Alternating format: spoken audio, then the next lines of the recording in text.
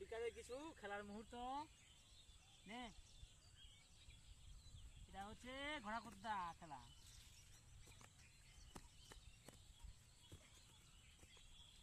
কুদ্দো কুদ